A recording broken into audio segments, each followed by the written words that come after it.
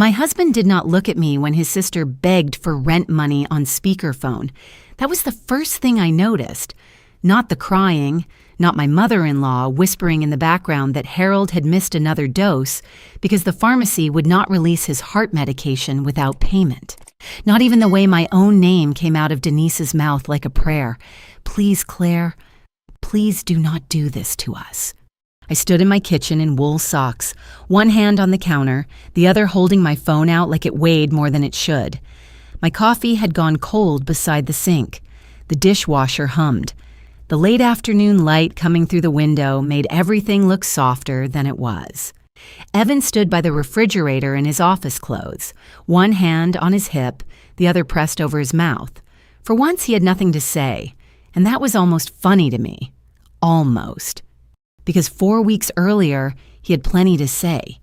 Your parents were your responsibility, he told me. My parents are mine, and your money is yours. He said it at our kitchen table on a Tuesday night while I was sorting bills into neat little piles.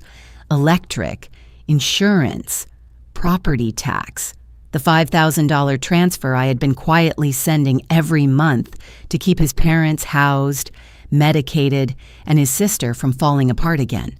$5,000 every month. Out of my personal savings, not ours, mine. Some of it came from my salary over the years. Some of it came from the inheritance my parents left me. Evan knew that. He had always known. But he had the luxury of forgetting because I made forgetting easy. That was my part in all of this. I made things look effortless. I paid what needed paying. I made the calls. I compared prescription prices. I fixed late notices before they turned into shut-off notices. I listened to Denise cry. I reminded Margaret which forms to sign. I sat on hold with offices that never picked up before the third transfer. And because I did all of that quietly, Evan got to think he was a generous son. That Tuesday, when I asked how long we were supposed to keep doing this, he leaned back in his chair and sighed like I was asking him to mow the lawn in the rain. Why are you making this such a big deal tonight? I remember looking at him and feeling something inside me go very still. Not rage. Not heartbreak. Worse, recognition. I had seen that look before, the one men get when they think the machine will keep running because it always has. So the next morning, before he even came downstairs, I opened my laptop at the little desk in the living room and canceled the automatic transfer. The bank asked if I was sure. Yes, I whispered. I was. The first week, nothing happened. The second week, Denise called, pretending it was a casual question.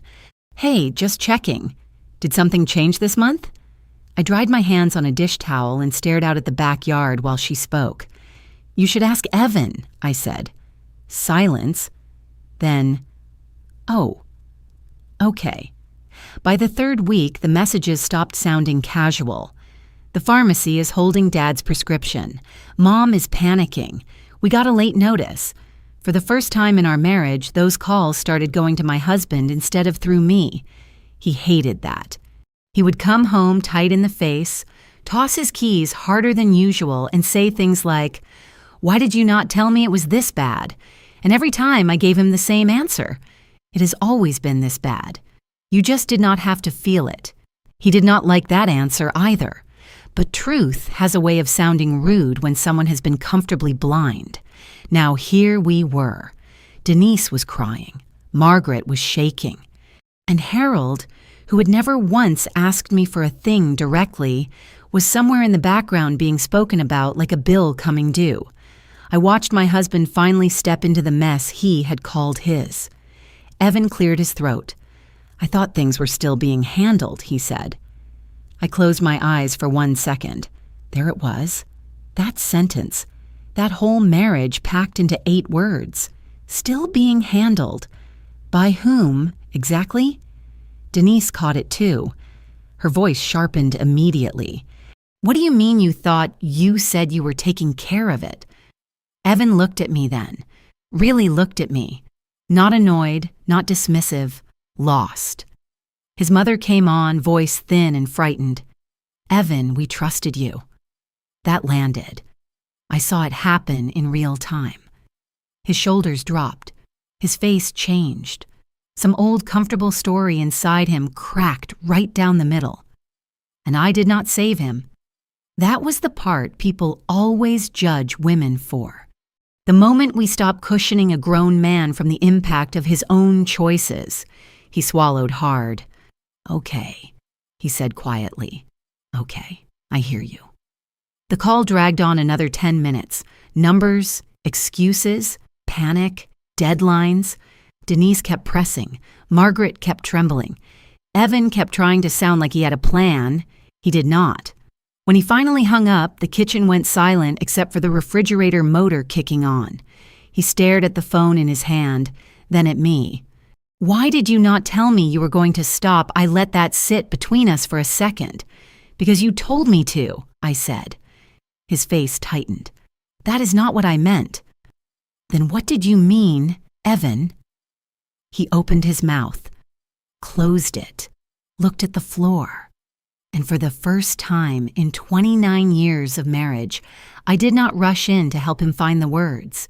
I just stood there in my quiet kitchen with the cold coffee and the fading light and waited to see whether the man I had spent half my life protecting was finally going to meet himself. Then he looked up and said something that made the hair rise on my arms. "How much have you really been covering for them without telling me?" I did not answer him right away. I let the question hang there, heavy, real. Because for years, that question had never been asked. Not like this. Evan was still standing by the counter. His hand rested flat against the wood like he needed something solid to hold on to. His breathing was shallow. I could hear it. Short pulls of air, like he had just walked up a hill he did not expect. I picked up my mug, took a sip. The coffee was cold. "I stopped tracking it a long time ago," I said finally. His head lifted. "Slow. What does that mean?" "It means," I said, setting the mug down. I handled whatever came up. Rent, medication, utilities, late fees, sometimes groceries, sometimes more. His jaw tightened. "How much, Claire?" There it was again. Money. Now it mattered. I walked over to the small desk in the corner, opened my laptop. The screen lit up the room just enough to make the shadows sharper. I did not rush. That was new. I logged into my account, pulled up the history, scrolled. Evan came closer. I could feel him behind me now, close enough that I could hear the shift in his breathing when the numbers started appearing on the screen. Month after month, transfer after transfer. Notes I had typed in quietly over the years. Medication, rent support, emergency. He leaned in. "How far back is that?" 7 years, I said. He let out a breath. It was not a full exhale, more like something caught halfway out. I kept scrolling. There were months it was more, I added, when things stacked up. His hand moved to the back of his neck. He rubbed it hard, like he could press the reality out of himself. "Why didn't you tell me?" I turned slightly in the chair, looked at him. I tried. He blinked. "When?" "Different ways," I said. "Different times. You didn't hear it, or you didn't want to." That hit him. I saw it. His eyes dropped to the screen again, not scanning anymore, just staring. "Jesus," he muttered under his breath. The room went quiet. Then his phone buzzed again on the counter. Denise. He did not reach for it. It buzzed again. And again. 3 times in a row. I watched him. He stared at the phone like it was something alive. Then he picked it up. Swiped. Put it on speaker without looking at me. "What?" he said. No greeting. Denise's voice came fast, tight, sharp. "We just got another notice. They're saying eviction if we don't pay by the end of the week." Evan closed his eyes. "What amount?" she told him. "Not small, not something you ignore."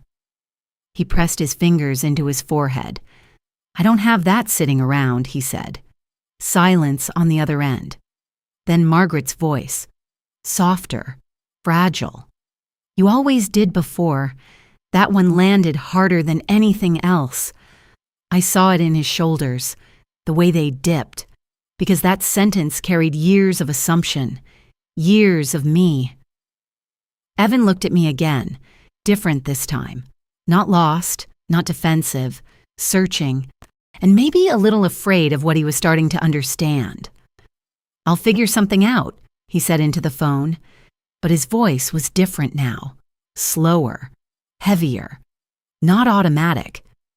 They kept talking, pressure building, Denise pushing, Margaret worrying, questions stacking faster than answers.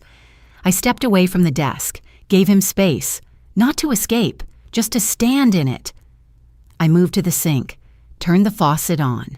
The sound of water filled the room, steady, neutral. Behind me, his voice tightened. I said, "I'm working on it." Denise snapped back, "Well, we need more than that."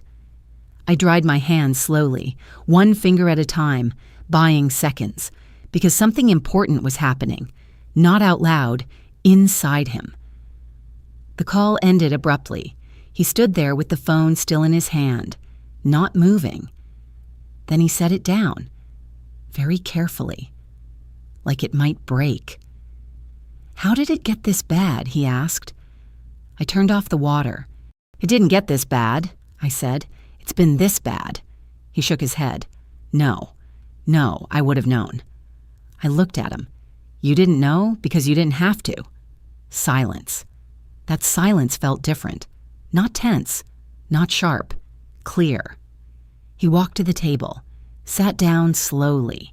His hands rested flat in front of him, like he was bracing for something. "I thought I was helping," he said. I nodded. "I know," I thought. Sending money when they asked. Checking in. That was enough. "It felt like enough," I said. He let out a dry laugh. No humor in it. "Yeah, it did." He looked up at me. "So what now?" That question mattered, more than anything he had said so far.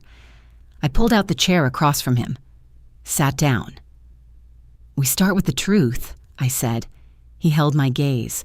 "And the truth is, we can't keep doing what we were doing." He nodded once. Slow. "Okay. And," I added, "you don't get to hand it back to me when it gets uncomfortable." His jaw tightened again. Reflex. Then he exhaled. "No," he said quietly. "I don't." That was new. I leaned back slightly, studied him. For the first time, he was not trying to get out of it.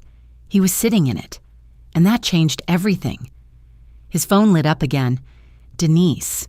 He picked it up, did not hesitate this time. "I'm calling them back," he said. "Not later. Not after dinner. Now." And as he dialed, I realized something I had not expected. This was not the moment everything fell apart. This was the moment it stopped being mine to hold. And for the first time in years, I felt the weight shift. Not gone, but moving. Finally. The phone rang again. Denise's name flashed across the screen. Evan looked at me. His hand trembled slightly as he picked it up. I leaned against the counter, arms crossed, feeling the quiet weight of years finally settling somewhere else. "Hello," he said, voice tight. "Evan," Denise started, frantic now. "We really need to know what's happening. The rent notice, the pharmacy." "I know," he interrupted, firmer this time. "I'm working on it. Let's talk about what's sustainable moving forward." There was silence on the other end. Then Margaret's trembling voice, thin and worried. "We just want to know what to expect. We always counted on you." Evan swallowed. I could see his Adam's apple bob. He glanced at me, then back at the phone. "I thought Claire was still handling it," he said quietly, almost to himself. "I did not intervene. Not this time. I let the truth land." There was a pause. Denise spoke again, sharper this time. "Well, she's not. You told us you would take care of it." He pressed the phone to his chest. His knuckles whitened. I didn't realize, he said, voice catching. I stepped closer, rested one hand on the counter. My eyes never left his. You didn't realize, I repeated softly, because you didn't have to. Another pause. Then he nodded, slowly, like the gravity of years hitting him in real time. Okay, he said finally. I hear you. The conversation continued. Questions, demands, pleading. I watched him navigate it without stepping in. His voice was defensive at first, unsure, then gradually steady. He asked for details. He listened. He did not deflect. When he finally hung up, the house felt empty in a different way. Not quiet, not peaceful, tense, full. He looked at me. His chest rose and fell rapidly. Why didn't you tell me it was this bad? I wiped my hands on the towel, slow, deliberate motions. Evan, I said, it's been this bad for a long time. You just didn't have to see it. His eyes narrowed, not in anger, but in disbelief. Then he softened. Something inside him shifted. I guess I always assumed you had it covered, he admitted. His voice lower now, almost confessional. Yes, I said. I did. And it worked. Until it didn't. He sank into the chair across from me, hands resting on the table, fists unclenched. So what do we do now? I let him ask it. Let him feel the weight of the question. We start with boundaries, I said, clear ones. Not hope, not assumptions. Reality. He nodded. Slow. Thoughtful. And the money? Set limits. Fixed amounts. You handle the calls. You manage the expectations. He flinched slightly. It was unfamiliar. Accountability. Responsibility. Not filtered through me anymore. Yeah, he said, okay, I can do that. The phone buzzed again. Denise. Evan picked it up immediately, not hesitating. He spoke firmly, clearly, in a way I had never heard him speak before. Questions, answers, compromises, boundaries set, expectations laid out, real conversations for the first time. I stood behind him, quiet, watching, not controlling, not fixing, just letting him stand in it. It was exhausting for him. I could see it in the way his shoulders slumped, the lines around his eyes deeper, the quick swallow when he realized no one was holding his hand. But there was power there too, real power. When the call ended, he dropped the phone on the table, his face pale, eyes wide, his chest heaving. You did it, I said softly. I did what? You managed it. Without me. He exhaled, almost a laugh slipping out. Dry, bitter, yet relieved. I didn't know it would feel like this.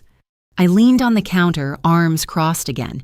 It feels like responsibility, the kind you can't ignore, the kind you can't hand off. He looked down at the table, then back at me. I see that now. Yes, I said, exactly. You see it now? The house was quiet except for the dishwasher humming, the clock ticking, the light outside fading to gray. I sipped my coffee slowly, letting it warm my hands. Evan finally exhaled, long and slow. This is a lot, he said. I know, I said, but it's ours to figure out, together. His eyes met mine, and for the first time in years, I felt the balance shift. Not all at once, not perfectly, but enough. The next call came through. Denise again. Evan picked it up without hesitation. And I knew, finally, things were about to change, not just for them, for us. I watched, and I waited, because sometimes the real revenge is quiet, not fury, not anger, just stepping out of the shadows and letting the truth land, and letting the people who relied on you finally see the weight they asked you to carry. Tonight, I realized I was done carrying it, and I was ready to see what happened next. Evan hung up the phone and leaned against the counter. His palms were flat against the wood. His breathing was heavy, uneven. I did not move. I just watched. The silence was loud in the kitchen. The refrigerator hummed. The clock ticked. The afternoon light stretched thin across the floor, pale and gray. He ran a hand through his hair, gripping the strands like he could squeeze clarity out of them. "I didn't realize how much you were handling," he said finally, voice low. "You never asked," I said, my tone even. Careful, not defensive, not pleading, just truth. His shoulders slumped. He leaned back on the counter and let out a long breath, the kind that carries years of assumption and surprise. "I guess I thought everything was fine, that you had it covered." I nodded. Slowly. Yes, that had been the story. For decades, I had carried what needed carrying, quietly, efficiently, invisibly. He looked at me then, really looked, not with annoyance, not with dismissal, just seeing. "And I just let you," he said. "Yes," I said, "you did, because it was easier than dealing with it yourself." He pressed his lips together, exhaled through his nose. His eyes softened. Something shifted in the space between us. He was not ready to fight, not ready to escape, just present. I walked to the sink, turned on the faucet, let the water run. The sound filled the room, a rhythm, a small punctuation to the storm. I dried my hands slowly, one finger at a time. Evan followed my movements with his eyes. I felt him measuring me, measuring himself. "Claire," he said, I don't know where to start." "You start honestly," I said, "like I did. Look at what you can actually handle, and then take it from there." He rubbed his face, his jaw, both hands now, and then he looked up. The first real look I had seen in a long time. Vulnerable, uneasy, open. "I can't do 5,000 a month," he admitted, his voice almost breaking. "I know," I said. "Not long term, not everything, not all at once, but enough to start." He nodded slowly, the tension in his shoulders easing just a fraction. "Okay," he said. "What do we tell them?" I walked to the desk, pulled the bills into neat piles, showed him the notes I had kept, every payment, every call, every excuse I had covered. He leaned over the desk, reading, scanning, each number hitting him differently than it had ever hit before. "This is a lot," he muttered.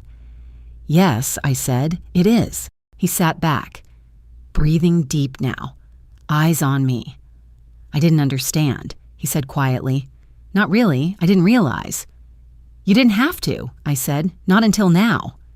Another pause, the air heavy, charged, electric in its own quiet way. He reached for the phone, hesitated, then spoke clearly. "I'm going to call them now." Denise answered first, sharp, panicked, her voice clipped. "Evan, did you figure it out?" "I'm working on it," he said, firm, steady. "But we need to talk about how this is going to work from now on, expectations, boundaries." Margaret's voice followed, fragile. "We just want to know what to expect." Evan looked at me for a fraction of a second. I nodded. He spoke again, calm, direct. "We are setting limits, fixed amounts, sustainable. I will manage the communication." There was resistance on the line. Questions, demands, complaints. Evan answered each. He did not flinch, did not pass it off, did not look at me, not once. I stayed back, hands folded, watching him take the weight I had carried for years and own it. By the end of the call, the room was still, heavy with understanding. Evan's chest rose and fell. He put the phone down slowly, palms flat against the table. He looked at me. I looked back. No words were necessary. He had finally stepped into the space I had occupied quietly for decades, and for the first time in years, I felt the weight shift. It was not gone, not all of it, but enough. Enough that I could breathe, enough that he could see, enough that they all could begin to understand. Evan sat back in his chair, his gaze on me. Quietly, he exhaled. "This is different," he said. Yes, I said, it is. And outside, the light shifted again, shadows lengthening, evening approaching. But inside the kitchen, something heavier than the daylight had lifted. Not resolved, not perfect, but real. I leaned back in my chair, folded my hands, watched him take it all in, and I knew finally the game had changed. Not because I yelled, not because I threatened, not because I handed over ultimatums, but because I stopped carrying what was not mine to carry. And now Evan would have to decide what kind of man he wanted to be, for them, for me, for himself. I sipped my coffee, cold again, but I did not mind. The quiet taste of clarity lingered, and for the first time in decades I felt untethered, not free yet, not safe yet, but alive in a way I had not been allowed to be before. The phone buzzed again. Denise. He picked it up without hesitation, and I watched, ready for what would happen next. The kitchen was quiet except for the low hum of the refrigerator. I leaned against the counter, arms folded, watching Evan stare at the phone in his hand. Denise had just hung up, her voice still sharp in my mind. He had said all the right things, but I could see the tension in his jaw, the way his fingers drummed against the wood like he was counting seconds until something broke. "Claire," he said finally, his voice low, almost fragile. They're actually listening this time." I nodded. Yes, they have to. He shook his head, rubbing the back of his neck. "I didn't realize how much they depended on you, or how much I was letting them." "You didn't see it," I said softly, "because I made it invisible. That was my job." He let out a breath, long and shaky. "You carried all of it. Alone." "Yes." I looked out the window for a second. The light was fading to orange and pink, the sky stretching across the backyard. I could hear a bird somewhere in the distance. "And you didn't even know." He turned to me then, eyes wide, vulnerable, real. I should have noticed. I should have asked. I should have stopped, I said, cutting him off. I didn't stop for punishment. I stopped so you could see it. So we could see it. He sat down at the table, hands pressed flat on the wood. "I don't know if I'm ready for this." "You are," I said. "You just don't know it yet." There was a pause. I could hear the faint ticking of the clock, the dishwasher finishing a cycle. Even the air seemed heavier, charged. "I've always thought I was helping," he said finally, sending checks, covering bills when I had the chance. But I wasn't really seeing it. "No," I said. "You were helping yourself to comfort. The comfort of knowing it was being handled. That's different from responsibility." He exhaled again, slower this time. "I've been pretending for decades, acting like I'm generous, like I'm reliable while all the work was here." He tapped the table, lightly. "With you." "Yes." I met his gaze. "Exactly. And now you see it." He swallowed. "And now I have to do it myself." "Not all at once," I said. "Step by step, but yes, you own it." He nodded slowly. His eyes darkened, focused. There was fear there, but also determination. It was the first real determination I had seen from him in years. Not show, not pretense. Real. The phone buzzed again. Denise. Evan picked it up without hesitation this time. I stayed back, quiet, watching. "Hello?" he said, steady. "Evan," Denise's voice snapped.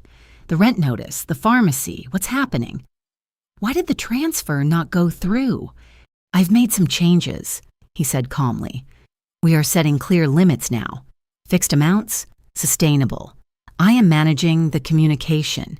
You need to adjust to that." There was a pause. Margaret spoke softly, her voice trembling. We didn't expect this." Evan nodded, even though she couldn't see him. "I understand. But this is the reality. It's what we can manage responsibly. It's what keeps everyone from falling further behind. Denise made a noise, half protest, half acceptance. So, we can't rely on the same as before? No, he said firmly. Not exactly, but we can work together. Realistic expectations. No assumptions. No invisible safety net anymore. He ended the call, and I watched him sit back, finally letting his hands fall to his lap. His eyes were quiet, scanning the room. I stepped closer, placed a hand lightly on his shoulder. "You did it," I said. "I did," he whispered, almost to himself. "I actually did it." "You will keep doing it," I said. "Step by step, day by day. Not perfectly, not without mistakes, but you will do it." He looked at me. Vulnerability still there, but tempered with something harder now. Responsibility, ownership, respect. "I see that now," he said. "I see how much you carried, how much I ignored, and I won't let that happen again." I nodded. The light outside had dimmed, the sky now deep blue. The house smelled faintly of coffee and the dishwasher rinse. "I'm done carrying it," I said. "You are ready to carry your part, and that changes everything." He closed his eyes. Long, slow exhale. "It does," he said. I smiled, small and quiet. "Yes, it does." The phone buzzed again. I didn't move. Evan reached for it, ready. This time he would answer for himself, and I would finally let him. Evan set the phone down and ran a hand over his face. His eyes were tired, the color dulled by the afternoon light, but there was a sharpness in them I had never seen before. He leaned back in the chair, fingers gripping the edge of the table, as if it would anchor him to something solid. "I can't believe I let it get this far," he said, voice low. I didn't answer right away. I let the words hang in the room, thick and heavy. The dishwasher hummed in the background. The refrigerator sounded a low monotone. Outside, a bird called somewhere in the yard. "You carried everything for years," I said finally. "You made it look easy. You made it invisible." He shook his head slowly. "I thought I was helping. I didn't know how much you were really doing." "You didn't have to know," I said. "Not until now." He swallowed. A dry, hard swallow that rattled in his chest. "So now what?" I took a step closer to the counter. My hands rested lightly on the wood, steady. "Now you take it. The calls, the bills, the late notices, the responsibility. You step into it fully." His eyes widened. The weight of it hit him in that instant. He looked down at his hands, trembling slightly. I could see the reality of it pressing down. The kind of responsibility you can't delegate, can't ignore, can't pretend someone else is handling. "I don't know if I can," he admitted, quiet, almost to himself. "You can," I said. "It's not about being perfect. It's about being present, honest, accountable. Step by step." He nodded, slowly, hesitantly. The room felt thick with tension. Not anger, not blame, just understanding and fear. The fear of standing in a space he had avoided his whole life. "I guess I never thought I'd feel it like this," he said finally, "like it's actually mine." "Yes," I said, "it's yours now." Another pause. The air shifted, charged, waiting. Evan's phone buzzed again. Denise. He looked at it. His eyes flicked to mine, nodded. He picked it up, put it on speaker. "Evan, we need to know what's going on," Denise said, sharp, impatient. "The rent, Dad's prescription, nothing has moved." "I understand," he said calmly, voice steadier than it had been. "We are making changes, fixed amounts, sustainable. I am managing the communication now. You will have to adjust to that." A pause. Margaret's voice, soft, trembling. "We've always counted on you." He drew in a breath, let it out slowly. "I know. That was in the past. This is now." There was resistance on the line, complaints, questions, urgency. He responded to each calmly, firmly, no deflecting, no looking to me for answers, just him and the responsibility of it. When he finally hung up, the room was silent, heavy, full of the weight that had been mine for years, now resting on him. I moved closer, placed a hand on his shoulder, lightly. "You did it," I said. He closed his eyes, exhaled, long and slow. "I actually did it," he whispered. "Yes," I said, "and you will keep doing it, step by step, not perfectly, but you will do it." He opened his eyes, clear now, focused. "I see it. I see how much you carried, how much I ignored. And you won't let it happen again," I said. "No," he said, quiet, determined. "I won't." The afternoon light faded to a soft orange glow across the countertops. The house smelled faintly of coffee, the dishwasher's rinse cycle finishing. We stood in the quiet, not tense, not arguing.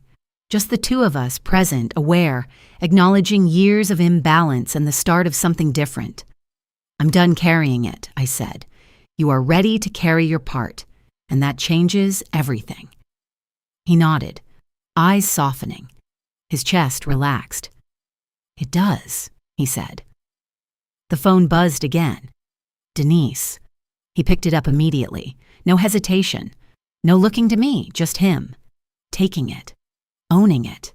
And I stepped back, hands folded, letting him. Watching him finally meet the responsibility he had avoided for decades. The house was quiet again. The air still. The light fading. But inside, something had shifted. Not all of it. Not perfectly, but enough. Enough for clarity. Enough for respect. Enough for change. And I knew the next steps would not be easy. They would not be immediate. But for the first time in years, we were finally on the same side of the table, and I could breathe. Finally. The morning sun filtered through the blinds, casting stripes across the kitchen floor. I was standing at the sink, rinsing the last dish from breakfast, listening to the quiet hum of the refrigerator. Evan came in, robe loosely tied, hair mussed from sleep. "Coffee?" he asked. I nodded. "Fresh." He poured himself a cup, glanced at the stack of bills on the counter, then back at me. "We'll deal with these tonight," he said. I smiled faintly. "Okay." He sipped his coffee, eyes still on the bills. There was tension there, not fear, not panic. Just the weight of responsibility finally landing where it belonged. For years, I had been the one sorting, calculating, juggling, and negotiating, quietly, efficiently, invisibly. And now, that space was his. He was stepping into it, fully. The first week passed without incident. No calls from Denise or Margaret, no urgent messages about prescriptions or rent. The quiet was almost disorienting. I found myself folding laundry, sipping my coffee, listening to the distant sound of a lawnmower, and wondering if this was how it felt to breathe freely. By the second week, Evan began asking questions. Not about me, not about the transfers, about the bills themselves, about schedules, about limits. He would pause, calculate, and make notes in a small notebook he had pulled from the drawer. I watched him, surprised by how meticulous he was. The man who had spent decades avoiding numbers was now scrutinizing them, learning them, owning them. Then came the first call from Denise after the silence. She sounded tense. "Evan, the pharmacy says Dad's prescription hasn't gone through." He did not flinch, did not look at me. He held the phone, listened, and then spoke with calm authority. "I'm aware. We have a plan. I'm managing it now. You will need to adjust to that." Denise paused, sharp inhale audible even through the speaker. Adjust? How? By knowing what to expect and not assuming anything will be covered automatically, he said firmly. I will communicate what's realistic. You manage your expectations accordingly. A pause. Margaret spoke softly. We want to know what to count on. You will, Evan said, his voice steadier, firmer than ever. Within the limits we have discussed, that is sustainable. That is responsible. He hung up and sat back, eyes closed, chest rising and falling. I moved closer and rested a hand lightly on his shoulder. You did it, I said. He opened his eyes, gazed at me, and for the first time I saw something shift. Not guilt, not shame, respect, understanding, and fear. The kind of fear that comes from finally realizing you have been coasting on someone else's labor for decades. I don't want to screw this up, he said quietly. You won't, I said, because you are here now, present, honest, accountable. That's what matters. He nodded slowly, the muscles in his face relaxing just a fraction. I have to call them regularly now, he said, not just when something is urgent. Yes, I said. Transparency is part of the plan. You can't delegate it anymore. The next calls came over the week, short at first, polite check-ins, then slightly more urgent. Evan handled each one. He listened. He responded. He set boundaries. He repeated himself when necessary. I watched. I stayed quiet. I did not intervene. Not once. Not even to correct him. Because this time he needed to fail or succeed on his own. By the end of the week, the pattern was unmistakable. Denise was adjusting. Margaret was listening. Evan's confidence grew, subtle but unmistakable. The calls were fewer, clearer. The panic less urgent. I stood in the kitchen late one afternoon, arms crossed, watching him organize the bills, make notes, check off each task. The man who had once leaned on me for every detail was now calculating, precise, accountable. I felt a lightness in my chest I hadn't realized I'd been missing. Not because the work was gone, not because the bills had disappeared, but because the burden had finally been seen, finally acknowledged. Evan looked up at me, small smile tugging at his lips. It's different, he said softly. Yes, I said, it is. And as the sun dipped below the horizon, painting the kitchen in gold and pink, I realized something powerful. This was more than bills and prescriptions. This was trust earned, respect restored, a balance corrected after decades of invisibility. And I knew as Evan's gaze met mine that this was just the beginning. Because change, once it starts, does not wait. I woke before Evan that morning. The kitchen was quiet. The light was pale gray, stretching across the floor in thin lines. I poured myself coffee and sat at the table, the bills stacked where I had left them. For years, that table had been where I kept everything from falling apart. Not dramatically, not heroically, just steadily. I sipped slowly, listening. The house was still. The heater kicked on, soft hum in the background. I thought about all the transfers I had made, all the calls I had taken, all the excuses I had smoothed over. 7 years, tens of thousands of dollars, countless late fees avoided, quiet labor that no one saw, no one acknowledged, until now. Evan stirred behind me, took his robe from the hook and walked to the counter. Coffee? He asked. I nodded. He poured a cup and took it to the table. He glanced at the bills, then at me. I held his gaze, waiting, not judging, just seeing him finally see it himself. He took a slow sip. I still can't believe how much you handled, he said, quiet, heavy with realization. I shrugged slightly. You never had to. He set his cup down carefully, fingers tapping the rim. I've been blind, he admitted, and I've been part of the problem. I thought I was helping, but really, I was just letting you carry it all. Yes, I said, and that's over. He stared at the table, then back at me. I don't know if I understand what it really means yet. You will, I said, step by step, one call at a time, one bill at a time. You are learning now. You are present now. That's the difference. The phone buzzed. Denise again. He looked at it, took a deep breath. I could see his chest rise and fall. He picked it up, put it on speaker. "Yes," he said, firm, clear. "I am aware. Here's the plan."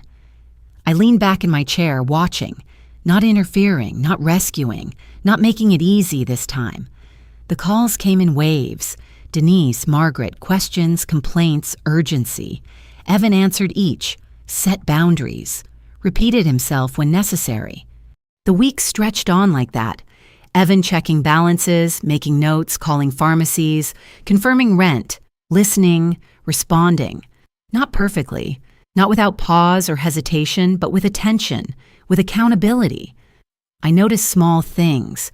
The way he straightened his posture when speaking, the calm in his voice, the pause before he promised anything. He was learning to carry responsibility without me. One afternoon, he slammed the phone down, hard enough the cup rattled. I flinched. He exhaled, long and slow, hands pressed against the table. "That was harder than I expected," he admitted. I nodded. "It should be. It's supposed to be. That's what responsibility feels like when you've avoided it for years." He closed his eyes. "I feel different," he said quietly. "Exposed, but also stronger, I think." "Yes," I said. "Exactly. That's it. Strength is seeing what's real and facing it, not avoiding it." Another pause. We listened to the hum of the refrigerator, the dishwasher swishing distant traffic. Evan rubbed his forehead. "I can't go back to ignoring it," he said. "I can't let things just slide anymore." "Good," I said, "because you won't. Not now." He looked at me for a long moment. The man who had relied on me for decades finally understood what it meant to be accountable. Then he stood, stretched, ran a hand through his hair. "I need to call them again," he said. "Clarify everything. Make sure they understand the limits." "Yes," I said, "do it." He picked up the phone and dialed. I stayed seated, folded my hands, watched him speak, heard the change in his voice. Not defensive, not dismissive, steady, clear. The words carefully chosen, boundaries firmly stated. The calls ended. He set the phone down, exhaled. "That feels heavier," he said. "Yes," I said, "and it should. That's the weight you needed to feel. That's what I felt for years." He sat back down, quiet now, reflective. "I see it all now," he said. "I see how much you carried, how much I ignored, and I won't do that again." I nodded. "Good. That's the start." Outside, the sun dipped low. The house was warm with the faint scent of coffee. The air was still but charged. We both sat there watching the shadows lengthen. I realized then that this was more than bills and phone calls, more than money, more than family obligations. It was about respect, responsibility, recognition. And finally, the balance was shifting. I sipped my coffee slowly, cold now, but I didn't mind, because at last we were both standing in the same space, and I could breathe, for the first time in a long time, fully. The kitchen was quiet except for the faint hum of the refrigerator. I sat at the table with my coffee, watching Evan organize the bills again. His brow furrowed, pen scratching notes in a small notebook. He'd started doing this on his own without prompting. I could feel it. The shift, subtle, undeniable. He looked up briefly, eyes meeting mine. "I made a list," he said, "for the next month. Fixed amounts, due dates, priorities. I want to get it right." I smiled faintly, cold coffee in my hand. "Good. That's exactly what I wanted. You to see it. You to own it." He exhaled slowly. "I never thought it would feel like this. Heavy, but necessary." "Yes," I said. "It's supposed to feel that way. That's responsibility." The phone buzzed again. Denise. He glanced at it, took a deep breath, picked it up without hesitation. "Hello?" "Evan," Denise said, her tone sharper than before, but less frantic. "We just want to know what to expect. Dad's medication, Mom's bills, everything. I understand, he said firmly. Here's the plan. Fixed amounts. Sustainable. I will manage the communication. You need to adjust to that. There was a pause on the line. Margaret's voice followed, soft and trembling. We've always counted on you. I know, Evan said, his voice steadier now. That was the past. This is now. The expectations are clear. I will handle it responsibly. I watched him, not speaking, not moving, just observing. He was finally standing in the space I had occupied for decades, alone. The call ended. He set the phone down slowly, fingers pressed against the table, chest rising and falling. You see it now, I said softly. Yes, he said. I see how much you carried, how much I ignored, and I can't. I won't do that again. I nodded. Good. That's the start. He rubbed his face with both hands, then rested his elbows on the table. It's strange, he said. I feel lighter and heavier at the same time. Because the weight is yours now, I said. You feel it fully. That's why it's heavy. But you can carry it. And you will, step by step. Another pause. The air was charged, almost tactile. Outside, the light was dimming. The quiet of the house made every small sound. Dishwasher swish, refrigerator hum, distant traffic seem amplified. I've been pretending for decades, he said quietly. Pretending I was generous. Pretending I was reliable. But all I did was let you handle it. Yes, I said. And now you know the difference between illusion and reality. He leaned back, eyes closing. Long exhale. It's humbling. Yes, I said. It should be. That's what respect looks like when it's earned. He opened his eyes, met mine again. I can't undo the past, he said, but I can. Do better. I will. Exactly, I said. That's all that matters now. Step by step, not perfect, but accountable. The sun had gone lower. Shadows stretched across the kitchen floor. Evan picked up the phone again. This time he did not hesitate. Denise, he said, calm, firm. We need to talk about expectations, moving forward. You'll have clarity now. I will manage the communication. No more assumptions. I stepped back, arms folded, watching, waiting, not intervening, not rescuing. The conversation lasted 20 minutes. Questions, answers, clarification, boundaries. Evan spoke calmly, decisively. No deflection, no panic. When he hung up, he set the phone down, exhaled, sat back, fingers resting on the table, chest rising and falling. You did it, I said. I did, he whispered. And it was harder than I thought it would be. Yes, I said. That's what accountability feels like. It's heavy, but necessary. He nodded slowly, a small, tired smile tugging at his lips. I see it now. The work you did, the years you carried, the silence I relied on. And now it's yours, I said. Step by step. Own it. That's the lesson. He looked out the window, faint light spilling across the counters. Quiet settling into the house. I won't let it slide, he said finally. Not again. No, I said. You won't. I sipped my coffee slowly, letting it warm my hands. The house was quiet, still, charged.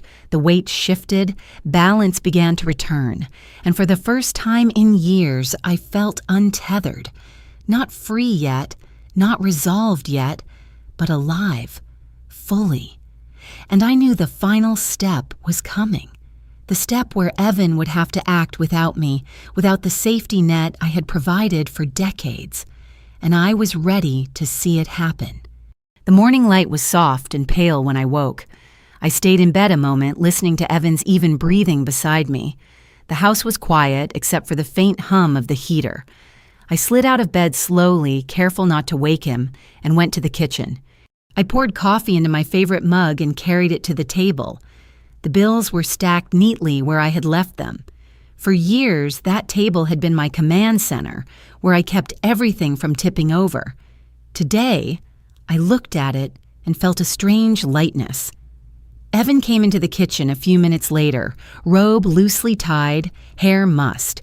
He poured coffee, glanced at the bills, then back at me. "Ready to go over these?" he asked. "Yes," I said. "Let's see what we're dealing with." He pulled a chair out, sat down, and opened his notebook. He flipped pages slowly, pen in hand. There was focus in his eyes, a quiet determination I had not seen before. We started with the rent, then medication, then the small debts that had piled up over months. I watched him calculate, question, plan. He asked things I had never been asked, like what mattered most, what could wait, what could be negotiated. I did not answer right away. I let him think, let him make the decisions. At one point, his phone buzzed. Denise. He glanced at it, then back at me. He did not reach for it.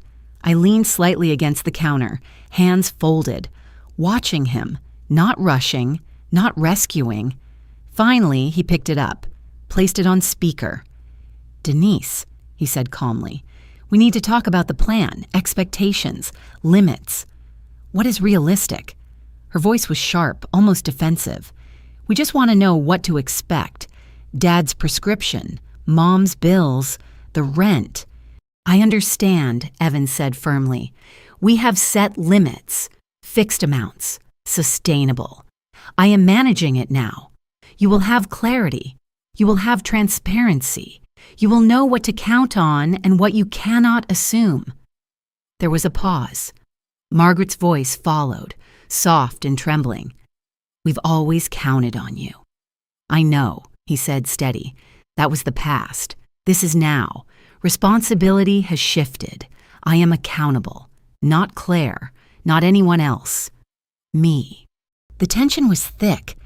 I could see it in his hands gripping the table, in the slight tremor of his jaw, but his eyes were clear, focused. He was standing in the space I had occupied for decades, fully, and he was holding it. The conversation continued for nearly 20 minutes. Questions, clarifications, complaints, explanations. Evan spoke slowly, deliberately, boundaries set, expectations stated. Not once did he look to me for answers. Not once did he hesitate to own the decisions. When the call ended, he set the phone down carefully, fingers pressed flat against the table, chest rising and falling. He looked at me, and for the first time, the power in him was visible, real, grounded, not inherited, not assumed, earned. "You did it," I said softly. "I did," he whispered, "and it's heavier than I thought it would be." "Yes," I said, "that's the weight of responsibility, the part you never saw, the part I carried, and now it's yours, step by step. That's what matters." He rubbed his face, exhaled, then looked at the bills. "I understand now," he said. "I see everything. I see how much you carried, how much I ignored, and I won't do it again." "You won't," I said, "and that changes everything, for all of us." The kitchen was quiet except for the soft ticking of the clock. Outside, the light had turned golden, stretching across the counters. Evan leaned back in his chair, hands resting flat, eyes thoughtful. "I'm ready," he said finally. "Ready to handle my part, to do it right." "Yes," I said, "step by step, with clarity, with honesty, with respect." He looked at me, small smile tugging at his lips. "This is different," he said. "It is," I said. And in that quiet kitchen, with the afternoon sun warming the room, I realized something powerful. The work I had done quietly for years had been my strength. But the true change came when I stopped carrying it alone. Evan had the chance now to be accountable, to be present, to show respect, and I would finally step back and let him. The phone buzzed again. Denise. He reached for it immediately. I did not move. I watched. He answered, firm, clear. boundaries intact. And I knew we were finally on the same side. And from this moment, everything could change, step by step. If you ever find yourself quietly carrying more than your share, notice it. Step back. See what happens when you let others take responsibility. It may surprise you. It may teach them. It will teach you. And that is where the real power begins.